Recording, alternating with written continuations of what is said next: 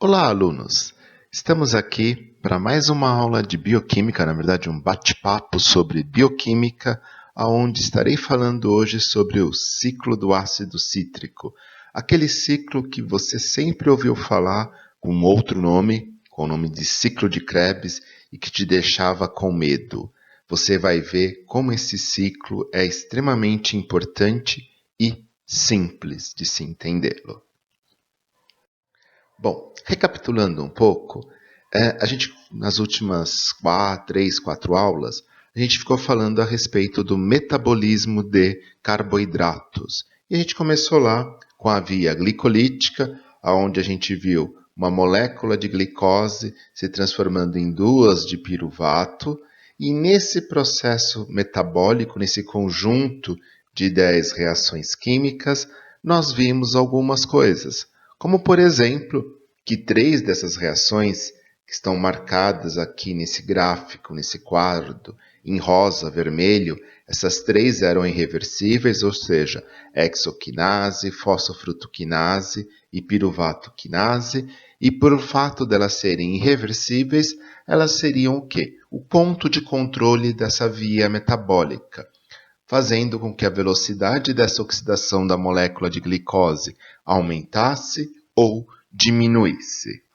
Uma outra coisa que nós vimos é que havia o quê? A formação de algumas moléculas, como por exemplo, a formação de 2 moléculas de ATP de saldo líquido.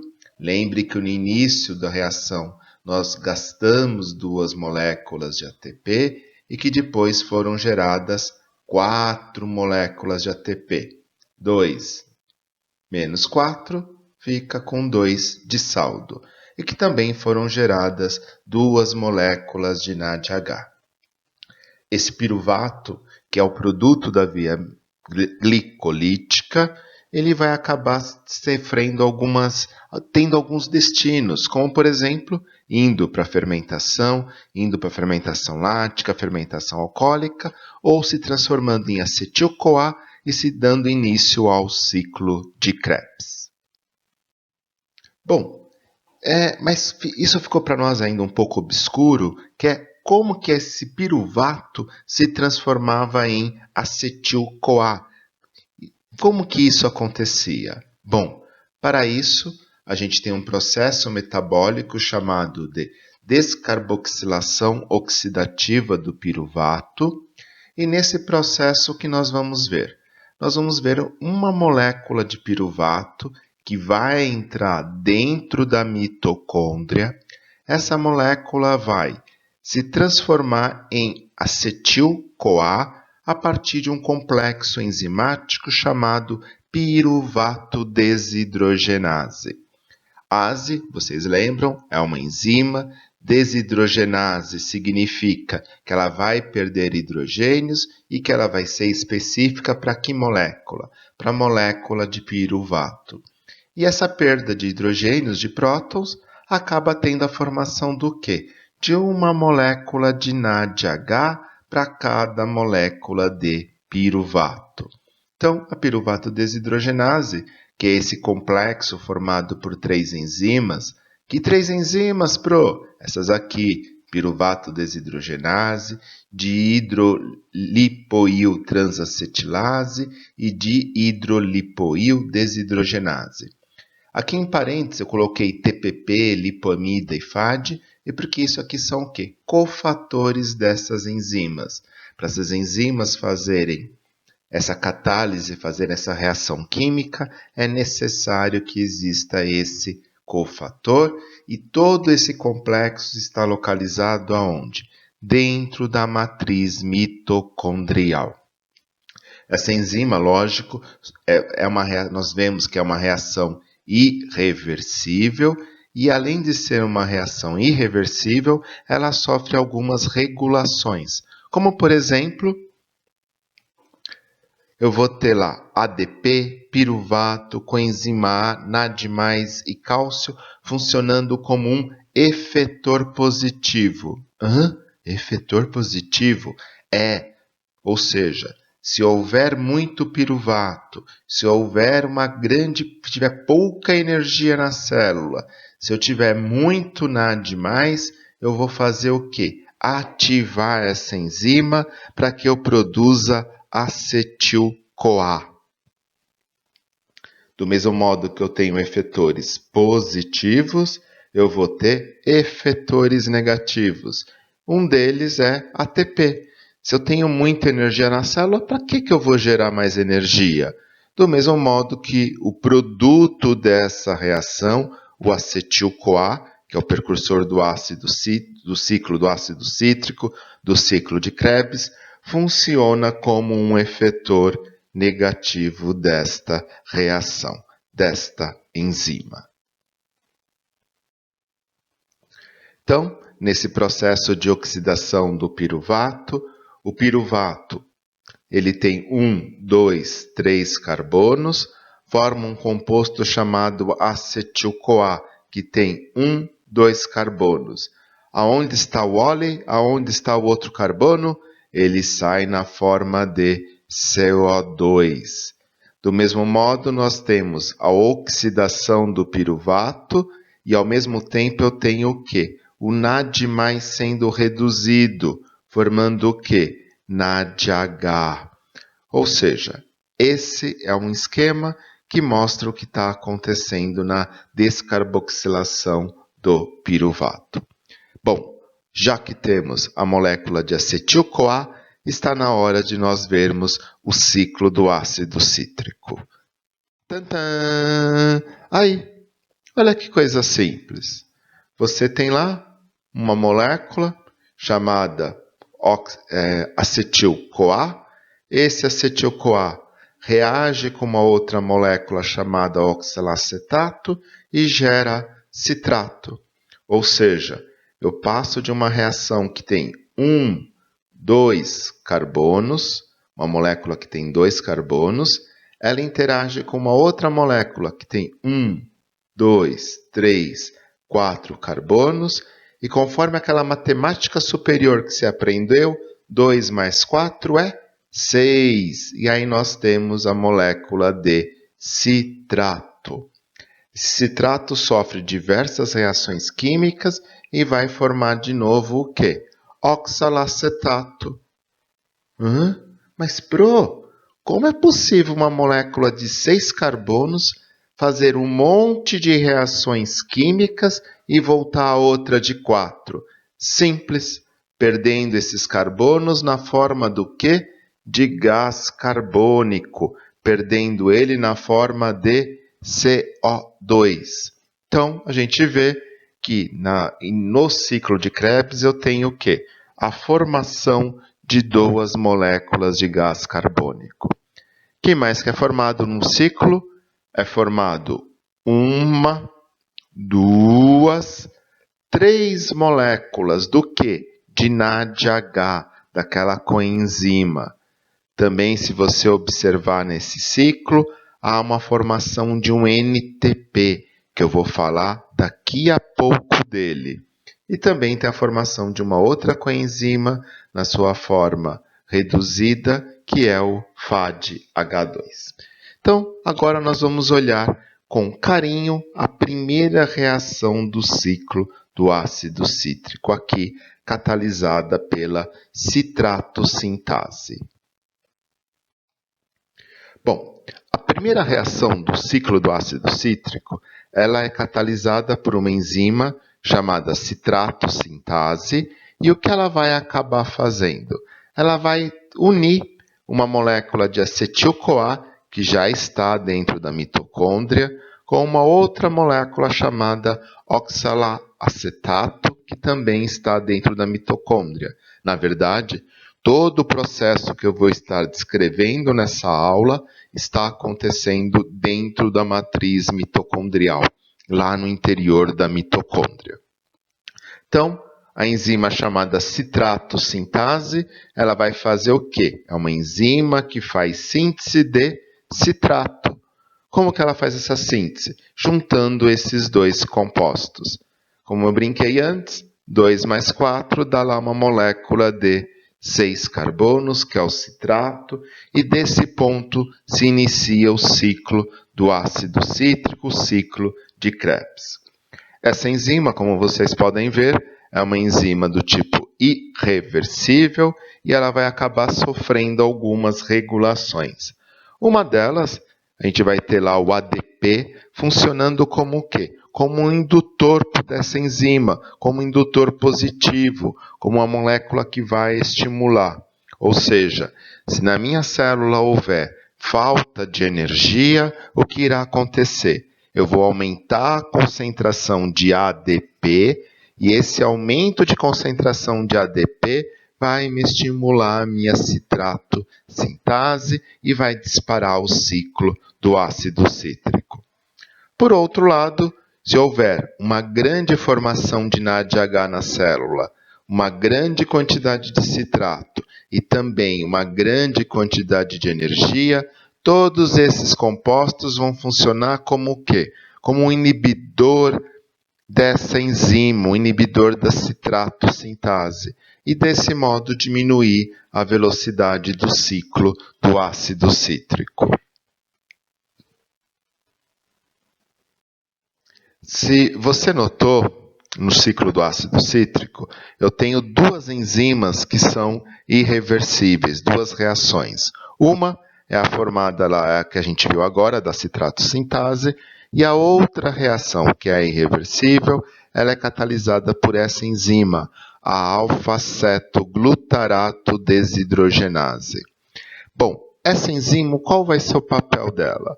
Vai ser pegar um intermediário do ciclo de Krebs, chamado de alfa-cetoglutarato, e transformá-lo num outro composto, chamado succinil-CoA. Se você notar, houve aqui uma diminuição do número de carbonos. Eu estou partindo de uma molécula que tem 1, 2, 3, 4, 5 carbonos e gerando outra que tem 1, 2, 3, 4 carbonos. 4, 5, perdemos um carbono. Como que perdemos? Na forma de CO2, na forma de gás carbônico. Uma outra coisa que acontece nessa reação aqui da alfa-cetoglutarato desidrogenase é a formação também de uma coenzima, no seu estado reduzido, uma molécula de NADH. Bom, por ser uma reação irreversível, ela sofre regulação. Uma das regulações acontece através do excesso de cálcio, ele acaba funcionando como um estimulador dessa enzima, e eu vou ter alguns fatores que vão estar inibindo ela. Os dois mais importantes estão aqui. A quantidade de energia intracelular, ou seja, a concentração de ATP. Se eu tiver altas concentrações de ATP ou altas concentrações de NADH, eu vou fazer o quê? Inibir essa enzima e inibir todo o processo do meu ciclo do ácido cítrico. Então, só para você ter uma visão geral por enquanto, aqui nós temos o ciclo do ácido cítrico. Eu mencionei da regulação dessa enzima, da citrato sintase. Eu mencionei também a regulação dessa enzima, da alfa-cetoglutarato desidrogenase. E tem mais uma regulação de uma enzima reversível, de uma reação reversível que eu vou mencionar para vocês, que é a reação da isocitrato desidrogenase. Bom, nessa reação da isocitrato desidrogenase, o que eu vou acabar tendo? Eu vou ter lá uma reação de oxirredução, de transferência de par de elétrons, de onde? Do isocitrato para a molécula de NAD+, com isso eu vou ter o quê? A formação de NADH. Junto com isso, eu vou ter a transformação do isocitrato, que é uma molécula que tem 6 carbonos, 1, 2, 3, 4, 5, 6, no alfa-cetoglutarato, que tem 1, 2, 3, 4, 5 carbonos, liberando a minha segunda molécula, na verdade é a primeira do ciclo, né? mas liberando mais uma molécula de CO2. Essa enzima, apesar dela ser reversível, eu vou ter uma regulação nela. Essa regulação vai ser positiva quando eu tiver pouca energia da célula, o ADP vai funcionar como um estimulador no sentido de formação do alfa-cetoglutarato, e eu vou ter também alguns inibidores, como por exemplo, uma grande concentração de NADH ou uma grande concentração de ATP, vão inibir a isocitrato desidrogenase no sentido de formação de alfa-cetoglutarato. Outra enzima que eu preciso também, tem mais duas reações que eu preciso descrever para vocês com um pouquinho mais de carinho e atenção. Uma delas, ela estava ali na parte inferior do nosso ciclo do ácido cítrico, que é a succinil-CoA sintetase. Essa enzima, o que ela transforma? Ela transforma o succinil-CoA em succinato, e o mais importante dela é o quê? É que ela vai formar uma molécula de alta energia. Que molécula é essa de alta energia? É uma molécula chamada GTP. GTP, para nós, de uma maneira simples, a gente pode considerá-lo que é igual ao quê? A uma molécula de ATP. Mas eles têm uma pequena diferença entre eles, que eu vou mostrar a seguir. Bom, aqui está a estrutura do GTP. GTP é trifosfato de guanina. E aqui eu estou falando de uma base chamada de base purina, que é semelhante à adenosina lá do ATP. Note que ambas as moléculas têm o mesmo anel central, o mesmo tipo de estrutura, mudando um ou outro substituinte. Ambas moléculas estão lá fazendo parte do nosso código genético, lá do nosso DNA, são aquelas letrinhas lá, A e o G, ou seja, adenina e guanina.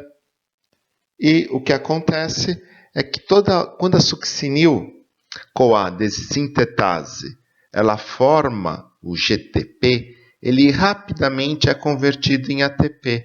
Eu vou ter uma enzima chamada nucleosídeo difosfato quinase que vai transformar o GTP em ATP, fazendo apenas o quê? Transferindo o grupamento fosfato de uma molécula para a outra, de uma maneira extremamente simples.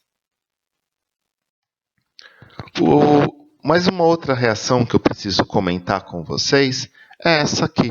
É a reação catalisada pela succinato desidrogenase. Nessa reação, eu tenho uma reação aqui, na verdade, de oxirredução, né? Ou seja, de transferência de par de elétrons.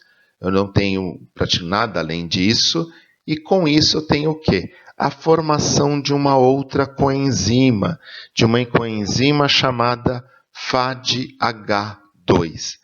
Até agora a gente só tinha visto o quê? NAD. Então, deixa eu apresentá-los para vocês a molécula de FADH2. Nossa, ajudou muito, né?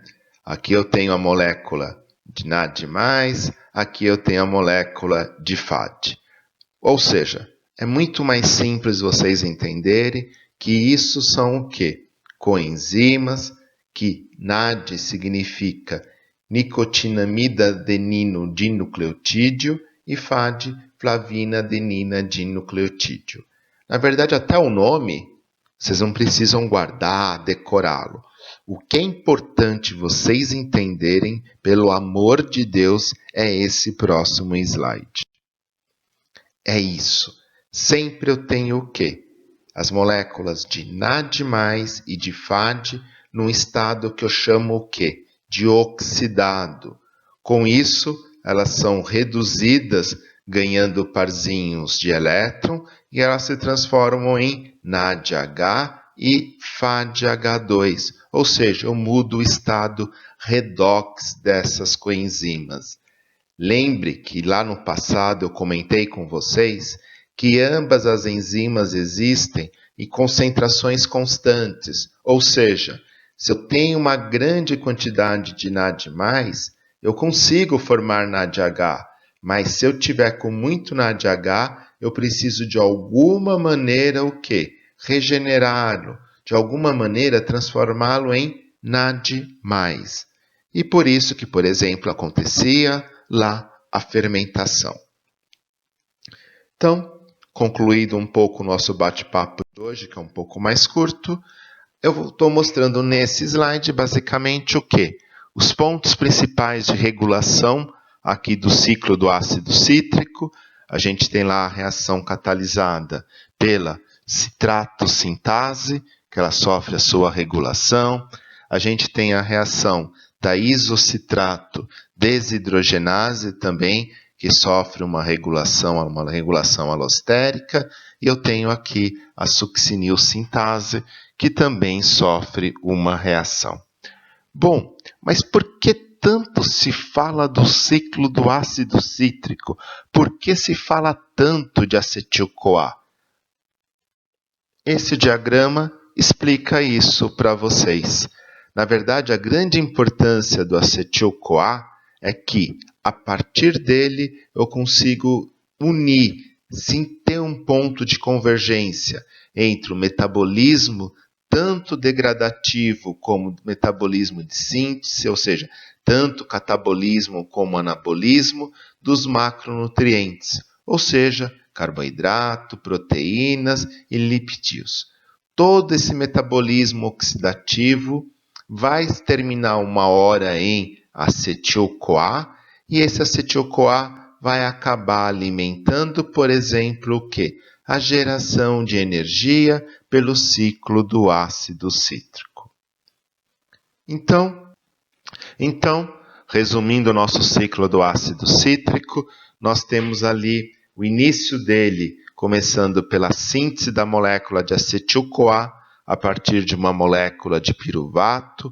Isso acontece através de um complexo enzimático chamado de piruvato desidrogenase. Eu tenho esse acetil-CoA formado, sendo totalmente oxidado a 2 moléculas de gás carbônico, gerando 3 moléculas de NADH, uma de FADH2 e uma molécula de alta energia, um NTP, um GTP, um ATP. Isso para cada molécula de acetil-CoA que inicia o ciclo de Krebs. Nós temos 3 enzimas que vão ser reguladas, que vão regular a velocidade desse ciclo do ácido cítrico, a citrato-sintase, a isocitrato desidrogenase e a alfa-cetoglutarato desidrogenase, e a ativação e inibição dessas enzimas sempre vão estar dependendo das concentrações de NAD+, NADH, ADP e ATP. De modo geral, NADH e ATP têm um papel de inibição negativa dessas enzimas, e de NAD e ADP, que vão simbolizar a baixa reserva energética, a baixa energia naquela célula, vão estimular essas 3 enzimas. Espero que vocês tenham gostado, espero que vocês tenham entendido. Vai ter uma atividade para fazer, por favor, façam. E se tiverem alguma dúvida, durante o horário de aula, eu estarei lá no Google Classroom para responder as suas dúvidas, as suas perguntas. Caso não seja possível você participar, pode deixar lá sua perguntinha nos comentários, que assim que possível eu responderei.